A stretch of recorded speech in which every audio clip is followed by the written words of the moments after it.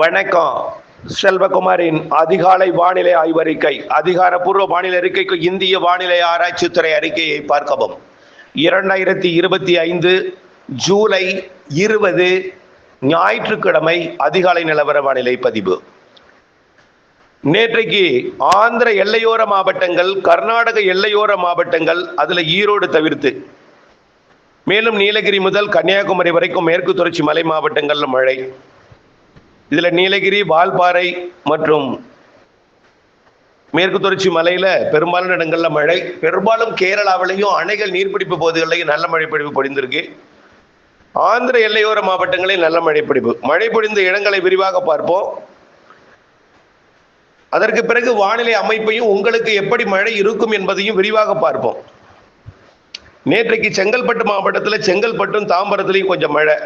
அதுக்கு அடுத்த பாத்தீங்கன்னா சென்னையில Parrys 27 millimetre, Aminjikarai 26 millimetre, Ayanavaram 23 millimetre, Basin Bridge 23 millimetre, Nungambakkam 18 millimetre, Chennai Central 15 millimetre, Perambur corporation park 14 millimetre, Chennai collectorate 13 millimetre, மேலும் காசிமேடு, ஐஸ் ஹவுஸ், தண்டையார்பேட்டை, மேலும் நுங்கம்பாக்கம், மணலி, சிடி ஹாஸ்பிட்டல் தண்டையார்பேட்டை, இதெல்லாம் 1 சென்டிமீட்டருக்கு மேலே, மில்லிமீட்டர்லேருந்து 1 சென்டிமீட்டருக்கு மேலே, 10 மில்லிமீட்டருக்கு மேலே உள்ள பகுதிகள் இதெல்லாமே.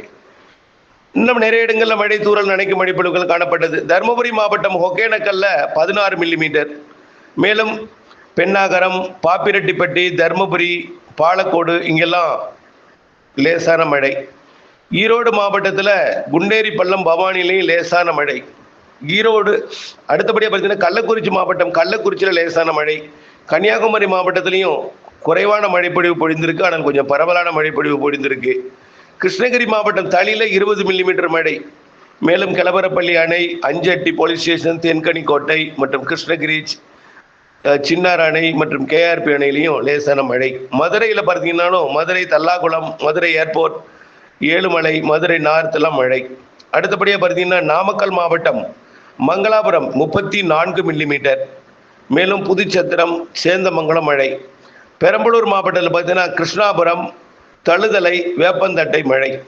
அடுத்தபடியாக பார்த்தீங்கன்னா ராணிப்பேட்டை மாவட்டம் அரக்கோணம் 26 மில்லிமீட்டர், காவேரிப்பாக்கம் 22 மில்லிமீட்டர், மேலும் மின்னல் 19 மில்லிமீட்டர், கலவை பிடபிள்யூடி 18 மில்லிமீட்டர், மேலும் ஆற்காட்டு, ராணிப்பேட்டை, சோளிங்கர், பாலார் அணை மற்றும் வாலாஜா மழை.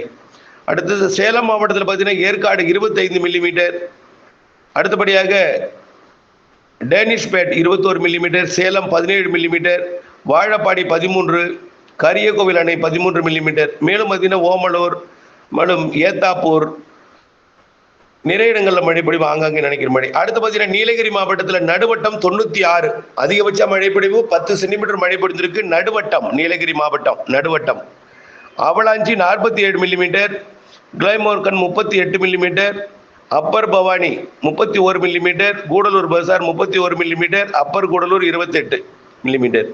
அடுத்தபடியாக பார்த்தீங்கன்னா தேனி மாவட்டத்தில் மழை. தேக்கடி 26 மில்லிமீட்டர், பெரியார் 23 மில்லிமீட்டர், மேலும் கூடலூர் பள்ளியிடங்களில் மழை பொழிந்திருக்கு. திருப்பத்தூர் மாவட்டம் வாணியம்பாடி 16 மில்லிமீட்டர், நாட்ராமல்லி 16 மில்லிமீட்டர், மேலும் பல இடங்களில் மழை பொழிந்திருக்கு அந்த மாவட்டத்தில். அடுத்தபடியாக விருதுநகர் மாவட்டத்தில் ஸ்ரீவில்லிபுத்தூர் 12 மில்லிமீட்டர், பெரியார் அணை 11 மில்லிமீட்டர், மேலும் சிவகாசி ஆர்டிஓ ஆபீஸ், ராஜபாளையம், மதுரா இருப்பு, விருதுநகரிலே லேசான மழை. நேற்றைக்கு சென்னை உள்ளிட்ட வடகடலோரத்தில் கனமழை எதிர்பார்த்திருந்தோம். தொடர்மழை கூட, தூறலாக கூட எதிர்பார்த்திருந்தோம்.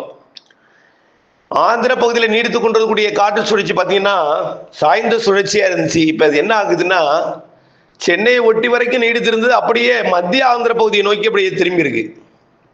அதாவது இந்த மசூலிப்பட்டினம், விஜயவாடா, கிழக்கு மேற்கு கோதாவரி மாவட்ட பகுதியை நோக்கி திசை மாறி இருக்கு. மேலடுக்கு, கீழடுக்கு, இடையடுக்கு விசாகப்பட்டினத்தை ஒட்டியும், கீழடுக்கு ஒடிசாவிலையும் நகர்ந்திருக்கு. இருந்தாலும் காற்று வருது, மேற்கு காற்று மட்டுமே வருது. நல்லா புரிஞ்சுக்கணும். ஏன் மழை இல்லை, ஏன் மழை பெய்யும், எங்கே மழை பெய்யும், இதெல்லாம் வானிலை அறிவியலோடு இணைந்தது. நிகழ்வுகளை பார்க்கணும். ஏற்கனவே டெல்லி வழியாக, உத்தரப்பிரதேசம் வழியாக மேற்கு நோக்கி நகர்ந்தது. ராஜஸ்தான் பாலைவனத்தில் வெள்ளப்பெருக்கு ஏற்படுத்தி கொண்டிருக்கு. இப்போ அந்த காற்றழுத்த தாழ்வு மண்டலம் ராஜஸ்தான் பாலைவனம் பாகிஸ்தான் எல்லையோரத்துல. ராஜஸ்தான்ல வெள்ளப்பெருக்கு. ராஜஸ்தான் என்பது மிக குறைவான மழை பொழியக்கூடிய பாலைவன பகுதியில வெள்ளப்பெருக்கு. பாகிஸ்தானுக்கு அடுத்து வெள்ளப்பெருக்கு ஏற்படுத்த போகுது. அந்த நிகழ்வு போயிட்டு இருக்கு. இது ஒண்ணு. அடுத்தபடியா பார்த்தீங்கன்னா வங்கக்கடல்ல காற்று சுழற்சி, இது கட்டுப்பாட்டு அமைப்பா இருக்கு. அது ஒரு வகையில நல்லதுதான். இல்லைன்னா கேரளாவில் இப்பொழுது பெரிதா மழை இருக்காது. அது கட்டுப்படுத்தி இந்த காற்றை கொண்டு வர்றதுனாலதான் பாகிஸ்தானுக்கு போக வேண்டிய காற்று கேரளா வழியாக தமிழ்நாட்டின் ஊடாக பயணிக்குது. இது மட்டும் கட்டுப்படுத்தி இருக்கல, நல்ல வலுவான நிகழ்வு ரெண்டு இருக்கு. ஒன்னு தென் சீனா, அதாவது இந்த ஹாங்காங் பகுதியை ஒட்டிய பகுதியில சீன பகுதியில ஒரு காற்றழுத்த தாழ் மண்டலம் வந்து புயலா மாறி இருக்கு. அது வீஃபா அப்படிங்கிற ஒரு பெயர் கொண்ட ஒரு புயலா மாறி இருக்கு. சீனாவை தாக்க போகுது. சீனாவை தாக்கி அது எப்படியே பாத்தீங்கன்னா லாவோஸ் மற்றும் அப்படியே தாய்லாந்து, மியான்மர் வழியாக வடக்கு வங்கக்கடல் பகுதியை அடைய போகுது. வடக்கு வங்கக்கடல் பகுதியை அடைய போகுது. இது வரக்கூடிய 24ஆம் தேதி வடக்கு வங்கக்கடல் பகுதியை வந்து அடையும். இன்னைக்கு தேதி 20, 24ஆம் தேதி வந்து அடையும். இந்த 4 நாள்ல. சரி, அடுத்தது இன்னும் 2 நிகழ்வு இருக்கு. அதையும் தாண்டி பசிபிக் பெருங்கடல்ல ஏற்கனவே ஜப்பான் அருகே, அதாவது தாய்வான் மற்றும் சீனா அருகே கரை கடந்து வடகொரியாவில் வெள்ளப்பெருக்கு ஏற்படுத்தி கொண்டிருக்க ஒரு நிகழ்வு. இன்னொரு நிகழ்வு பிலிப்பைன்ஸுக்கு வடக்கே தைவான் அருகே நெருங்கி கொண்டிருக்கு. அது சீனாவை கடக்க போகுது. இந்த 3 நிகழ்வு தான் காற்றை திசை மாற்றி வச்சிருக்கு. ஏன் சார் இந்த காற்று வந்து எங்க இருந்து பாருங்க, ஆஸ்திரேலியாவில் புறப்படக்கூடிய காற்று இந்தோனேஷியா ஆஸ்திரேலியாவில இருந்து நேரடியாக மேற்கு நோக்கி வந்து, ஏன் மேற்கு நோக்கி வரணும்? நிலநடுக்கோட்டுக்கு தெற்கே இருக்கக்கூடிய நிகழ்வு ஏதும் இருந்தால் அதுதான் கட்டுப்படுத்தி வைத்திருக்கோம். அப்ப நிலநடுக்கோட்டுக்கு தெற்கே, அரபிக்கடலுக்கு தெற்கே இருக்கக்கூடிய ஒரு நிகழ்வு அந்த காற்றை கட்டுப்படுத்தி அரபிக்கடலுக்கு தெற்கே இருக்கக்கூடிய நிலநடுக்கோட்டு இந்திய பெருங்கடலை நோக்கி ஈர்த்து அது அப்படியே சோமாலியா உள்ளிட்ட ஆப்பிரிக்க நாடுகளை போய் தொட்டு அங்கிருந்து ஏடன் வளைகுடா மற்றும் அப்படியே ஓமனை தொட்டு கொண்டு திசை மாறி தென்மேற்கு பருவ காற்றாக இது ஈர்க்கிற காரணத்தினாலே அங்க போய் திரும்பி கேரளா நுழைந்து, கர்நாடகா நுழைந்து, தமிழ்நாட்டின் ஊடாக வங்கக்கடலுக்கு போய் வங்கக்கடலில் இருக்கக்கூடிய காற்று சுழற்சி கல்கட்டா நோக்கி போயிடாம அது அப்படியே அந்தமான் நோக்கி வழி நடத்தி அப்படியே Vietnam, Cambodia, Laos, Myanmar, Taiwan வழியாக பயணிக்க செய்து தென்சீன கடற்பகுதி நோக்கி அனுப்புகுது. இப்ப இந்த வழித்தடம் இப்படி இருக்கிற காரணத்தினால காலையில வருது பாருங்க காற்று கேரளாவில இருந்து. அது குளிர்ந்த காற்று. குளிர்ந்த காற்றுலையும் நீராவி இருக்கும். அந்த குளிர்ந்த காற்றை நீராவியை நீராக மாற்ற வேண்டும் என்றால் வெப்ப காற்று வேண்டும். எங்க வெப்பம் கிடைக்கும்? கிடைக்காது. கிடைக்குது நேரடியா. ஒரே உண்மையா இருக்கு. கேரளாவில் நுழைகிற காற்று நேரடியா நாகப்பட்டினத்துல வந்து இறங்கி நேரடியா வங்கக்கடல் அந்தமான் போயிட்டே இருக்குது சீனா நோக்கி. அப்போ கிழக்கு காற்று எடுத்து தடுக்கும் வகையில எந்தவித அமைப்பும் இல்லை. சரி, நீராவி காற்றுல வெப்பம் இருக்குமா? இருக்காது. அப்போ மலைகள்ல இருக்கிற மரங்கள் குளிர்விக்குமா? குளிர்விக்காது. ஏன்னா அதுவும் குளிர்ந்த காற்று, இதுவும் குளிர்ந்த காற்று, குளிர்விக்காது. அதனால மழை இல்லை. சரி, எப்போ வெப்ப காற்று கிடைக்கும்? பகல்ல கேரளாவில் பெய்யக்கூடிய மழை அது நீராவியை வெப்பமடைந்து கிழக்கு நோக்கி வருது. வந்தாலும் எதிர்த்து தேக்கி மழைப்பொழிவை ஏற்படுத்தும் வகையில குளிர்விக்கும் அமைப்பு சமவெளி பகுதிகளில் இல்ல. எங்க இருக்கு? மலை பகுதிகளில் இருக்கும். அப்போ கிழக்கு தொடர்ச்சி மலை பகுதிகளில் மழை இருக்கும். அப்போ கேரளாவிலிருந்து வரக்கூடிய வெப்பமடைந்த நீராவி தமிழ்நாட்டில மேற்கு தொடர்ச்சி மலையில மழை பொழிவை கொடுத்து விட்டு கணவாய் பகுதிகளில் சாரலை கொடுத்து விட்டு அப்படியே கிழக்கு நோக்கி வரும்பொழுது சமவெளியில அது தடுத்து நிறுத்தக்கூடிய எந்தவித காற்றும் இல்லை என்பதன் காரணமாக கிழக்கு காற்று நேரடியாக கிழக்கு நோக்கி பயணித்துக் கொண்டிருக்கு வலுவா. அதனால எதிர்க்கும் அமைப்பு இல்லை. இருந்தாலும் சில நேரங்கள்ல தென் மாவட்டங்கள்ல நுழையும் பொழுது கொஞ்சம் தடுக்கும். காற்று வந்து சேற்றுக்கு சென்னையில வந்து வடமேற்கு குளிர்காற்று வந்து இறங்கியது. காற்று சுழற்சியும் வடக்கு நோக்கி நகர்ந்துட்டு அதனால வடமேற்கு குளிர்காற்று சென்னையில இருந்து இறங்கல. மேற்கு காற்று மட்டும்தான் சென்னை வழியா போகுது. விஜயவாடா மற்றும் ஒங்கோல் இந்த பகுதியில 2 காற்று இணைவு இருக்கிறதுனால ஆந்திர பிரதேசத்துல மழை அதிகமா கொடுக்குது. இருந்தாலும் தற்பொழுது இந்த காற்று வங்கக்கடல் காற்று சுழற்சியில ஒரு சிறு அமைப்புல மாற்றம் ஏற்படும். ஒரு வட்ட வடிவத்துல மாறும். ஆந்திர பிரதேச தரையேறி இருப்பதும் கொஞ்சம் கடல்ல இறங்கி கொஞ்சம் ஒரு நல்ல ஒரு கடற்பரப்பிற்கு மேலே இறங்கி அதாவது கொஞ்சம் கிழக்கு நோக்கி நகர்ந்து வட்ட வடிவத்திற்கு மாறும் பொழுது கொஞ்சம் சென்னைக்கும் மாலை இரவில் வெப்பச்சலன இடிமழை பிடிப்பை கொடுக்கும். ஆனா டெல்டா உள்ளிட்ட பகுதிகளுக்கு பெரிதாக மழை வாய்ப்பு எதிர்பார்க்க முடியாது. காரணம், மேற்கிலிருந்து வரக்கூடிய காற்று நேரடியாக கிழக்கு நோக்கி போயிட்டே இருக்கும். மலைகள் இருக்கக்கூடிய பகுதிகளில் கிழக்கு தொடர்ச்சி மலைகள் பகுதிகளில் மழை இருக்கும். சேலம், கொல்லிமலை, பச்சைமலை, ஏற்காடு, கல்வராயன் மலை, ஏலகிரி மலை, ஒட்டுமொத்த திருப்பதி வரை இருக்கக்கூடிய விட்டு இருக்கக்கூடிய மரங்கள் அடர்ந்த மலைப்பகுதிகள், இங்கே மழை இருக்கும். கர்நாடகா எல்லையோரத்தில் இருக்கக்கூடிய மலையில் இருக்கக்கூடிய மரங்களால் குளிர்விக்கட்டும் மழைப்பொழிவை ஏற்படுத்தும். கேரளாவின் எல்லையோரம் இருக்கக்கூடிய மேற்கு தொடர்ச்சி மலையில் இருக்கக்கூடிய மரங்களால் குளிர்வித்து மழைப்பொழிவை ஏற்படுத்தும். சமவெளியில மேலடுக்கில பயணிக்கக்கூடிய அந்த காற்றில் இருக்கக்கூடிய நீராவியை கீழடுக்கில் இருக்கக்கூடிய தரைமட்டத்தில் இருக்கக்கூடிய மரங்கள் இருக்கக்கூடிய நீராவி குளிர்விக்க முடியாது. மேலடுக்கிலே இருக்கக்கூடிய மேலடுக்கில் வரும்பொழுது மலைகள் இருக்கக்கூடிய மரங்கள் தான் குளிர்விக்கணும். அதனால பெரும்பாலும் வடவுள் மாவட்ட பகுதிகள், கிழக்கு தொடர்ச்சி மலைகள் இருக்கக்கூடிய மாவட்டங்கள்ல மழை இருக்கும். இறுதியில வடகடலோரம் வந்து மழை பொழிவை கொடுக்கும்.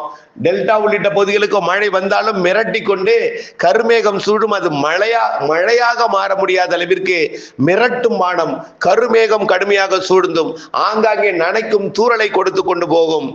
தென் மாவட்டங்களையும் அப்படித்தான். எல்லா மாவட்டங்களுக்கும் பெரும்பாலும் பெரிய மழை வாய்ப்பு இப்பொழுதைக்கு தெரியல. சார் என்ன சார் மழை பெய்யுன்னு சொன்னீங்க, உங்களை நம்பி நாங்க நினைச்சிட்டே இருந்தோம். உண்மைதான், காற்றில் இப்படிப்பட்ட பெரிய அளவிலே ஒரு மாற்றம், தென் சினக்கடலில் இருக்கக்கூடிய நிகழ்வு இவ்வளவு பெரிய புயலாக இருந்து வலுவாக இருக்கும் அமைப்பாக எதிர்பார்க்கவில்லை. இருந்தாலும் மழைப்பொழிவை கொடுக்கும். கிழக்கு தொடர்ச்சி மலை இருக்கக்கூடிய மரங்களால் குளிர்விக்கப்பட்டு மழைப்பொழிவை கொடுக்கும். டெல்டா மாவட்டங்களுக்கும் ஆங்காங்கே மழை இருக்கும், பெரிய மழை இருக்காது, நனைக்கு மழை, தூறல் மழை இருக்கும். சென்னை உள்ளிட்ட வடகடலோரத்தில் மிதமானது முதல் சற்று கனமழை இருக்கும். அதிகபட்சமா 10 சென்டிமீட்டருக்குள்ள ஒரு சில இடங்கள்ல மழை இருக்கும். அதாவது 1 சென்டிமீட்டர்ல இருந்து 5 சென்டிமீட்டர் வரைக்கும் கொஞ்சம் பரவலாகவும், 6, 7, 8, 9, 10 சென்டிமீட்டர் வரைக்கும் ஒரு இடங்கள்லையும் மழை இருக்கும். வடகடலோர மாவட்டங்கள்ல, ஆந்திர எல்லையோர, கர்நாடக எல்லையோர மாவட்டங்கள்ல, மேற்கு தொடர்ச்சி மலையில நல்ல மழை இருக்கும். பெரும்பாலும் நீலகிரி முதல் கன்னியாகுமரி வரைக்கும் இருக்கக்கூடிய மலைகளிலே அதிக மழை பெறக்கூடிய இடம் பாத்தீங்கன்னா வால்பாறைக்கும் கன்னியாகுமரிக்கும் இடையில தான். அதுலயும் டாப் பாத்தீங்கன்னா தேனிக்கும் கன்னியாகுமரிக்கும் இடைப்பட்ட பகுதி தான். தேனிக்கும் கன்னியாகுமரிக்கு இடைப்பட்ட பகுதியிலையும் டாப் பாத்தீங்கன்னா செங்கோட்டை மற்றும் குற்றால அருவி பகுதிகளில் வரக்கூடிய 25ஆம் தேதி வரைக்கும் குற்றால அருவியில வெள்ளப்பெருக்கு ஏற்படுத்தும் அளவில மழைப்பொழிவு இருக்கும். வெள்ளப்பெருக்குன்னா என்ன? தடை விதிக்கும் அளவில, குளிக்க ஏற்ற சூழல் இல்லாமல் குளிக்கும் அளவை விட கூடுதல் நீர் கொட்டி தடை விதிக்கும் மலையில மழை இருக்கும். கன்னியாகுமரி, திருநெல்வேலி, தென்காசி, விருதுநகர் மாவட்ட சதுரகிரி மலைப்பகுதி மற்றும் தேனி மாவட்ட மேற்கு பகுதி, முல்லை பெரியார் அணைக்கட்டு பகுதி, தேக்கடி பகுதி, கொடைக்கானல் மலையோட மேற்கு பகுதி, வால்பாறை பகுதி, நீலகிரி பகுதி மற்றும் பாலக்காட்டு கணவாய் பகுதி, அப்பாஜி கோட்டர் பகுதியும் இல்லை. அப்படியே நெகமம், கருமாபுரம், காட்டம்பட்டி வரைக்கும் சாரல் தூறல். மைசூரில் இருந்து கிருஷ்ணகிரி, தருமபுரிக்கு லேசான மழை. அப்படியே மேற்கு தொடர்ச்சி மலையிலிருந்து வரக்கூடிய காற்று கிழக்கு தொடர்ச்சி மலைகளால் வெப்பமடைந்த மேலெழுந்த நீராவியை குளிர்வித்து வடவுள் மாவட்ட பகுதிகளில் ஆங்காங்கே மழை இருக்கும். இதுதான் இப்பொழுதைய மழைப்பொழிவு. விரிவான அறிக்கை மேலும் விளக்கமாக இன்றைக்கு மதியம், துல்லியமாக இன்றைக்கு மாலை எங்கே மழை பெய்யும் என்பதை அறிவிக்கிறேன். தொடர்ந்து வானிலை ஆய்வறிக்கையுடன் இணைந்திருங்கள், திட்டமிட்ட பணி செய்திடுங்கள். நன்றி.